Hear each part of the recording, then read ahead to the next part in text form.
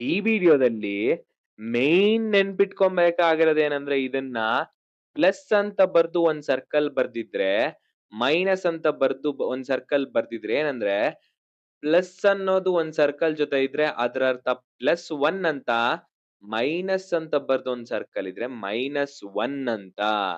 ಇದನ್ನ ಬಳಸ್ಕೊಂಡು ನಾವು ಪ್ರಶ್ನೆಗಳಿಗೆ ಉತ್ತರ ಬರಿತೀವಿ. ಹಾಗೇನಾದ್ರೂ ಪ್ಲಸ್ಸು ಮತ್ತೆ ಮೈನಸ್ ಜೊತೆಲಿದ್ರೆ ಇವೆರಡು ಕ್ಯಾನ್ಸಲ್ ಆಗುತ್ತೆ ಅಂತ. ನೆನ್ಪಲ್ಲಿರ್ಲಿ ಇದೆಲ್ಲ. ಈಗ -2 ಪ್ಲಸ್ -4 ಅನ್ನೋದು ಏನಕ್ಕೆ ಸಮ ಆಗತ್ತೆ ಅಂತ ಕೇಳ್ತಾವ್ರೆ. ಇಲ್ ನೋಡಿ ಮೈನಸ್ ಇರೋದ್ರಿಂದ ಎಷ್ಟಿದೆ ಮೈನಸ್ಸು? 2 ಇರೋದ್ರಿಂದ ನಾನು ಇಲ್ಲಿ ಮೈನಸ್ ಬರ್ದೊಂದ್ ಸರ್ಕಲ್ಲು, ಮೈನಸ್ ಬರ್ದೊಂದ್ ಸರ್ಕಲ್ಲು ಅಂತ ಬರೀತೀನಿ. ಇದನ್ನ ಇಂಟಿಜರ್ ಚಿಪ್ಸ್ ಅಂತ ಹೇಳ್ತಾರೆ. ಅದೇ ರೀತಿ ಇಲ್ಲಿ ಪ್ಲಸ್ ಜೊತೆಗೆ -4 ಅಂತ ಇದೆ. ನಾನು -4ನ ಹೆಂಗ್ ಬರಿತೀನಿ? Minus, minus, minus. ಇಲ್ಲಿ ನೋಡಿ -2 ಅಂದ್ರೆ 2 ಇದಾವೆ, -4 ಅಂದ್ರೆ 4 ಇದಾವೆ. ಈಗ ಇವಿಷ್ಟನ್ನು ಕೂಡ್ದಾಗ ಏನ್ ಬರುತ್ತೆ? 1, 2, 3, 4, 5, 6. ಹಾಗಾದ್ರೆ 6 ಬರಿತೀನಿ. ಇದು ಮೈನಸ್ ಅನ್ನ ತೋರ್ಸೋದ್ರಿಂದ ನಾನಿಲ್ಲಿ ಮೈನಸ್ ಅಂತಾನೆ ಬರಿತೀನಿ. ಗೊತ್ತಾಯ್ತಲ್ವಾ? ಅದೇ ರೀತಿ 7 ಪ್ಲಸ್ -6 ಅಂತ ಕೇಳಿದ್ರೆ ಏನ್ ಮಾಡ್ಬೇಕಪ್ಪ?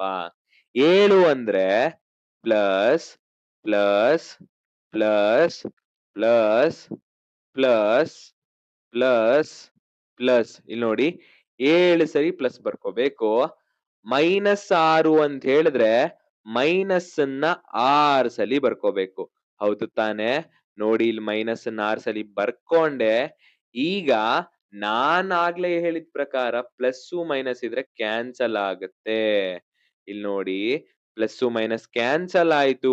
ಉಳಿದಿರೋದೆಷ್ಟು ಅಂದ್ರೆ ಸಂಖ್ಯೆ 1. ಈ ಪ್ರಶ್ನೆಯ ಉತ್ತರ ಬಂದು ಸಂಖ್ಯೆ 1 ಅಂತ ಆಗತ್ತೆ.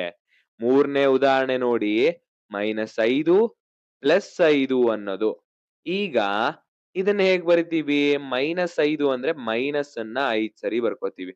3, 4, 5 +5 ಅಂತ ಹೇಳಿದ್ರೆ ಈ ರೀತಿ ಬರ್ಕೋತೀವಿ.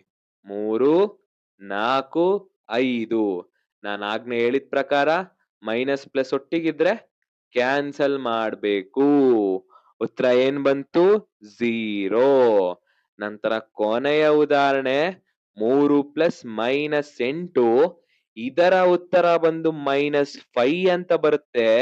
ಹೇಗ್ ಬಂತು ಅಂತ ನೀವು ನಿಮ್ಮ ಪುಸ್ತಕದಲ್ಲಿ ಸಾಲ್ವ್ ಮಾಡಿ ಉತ್ತರ ಸರಿ ಇದ್ಯಾ ಇಲ್ವಾ ಅಂತ ಕಾಮೆಂಟ್ ಮಾಡಿ.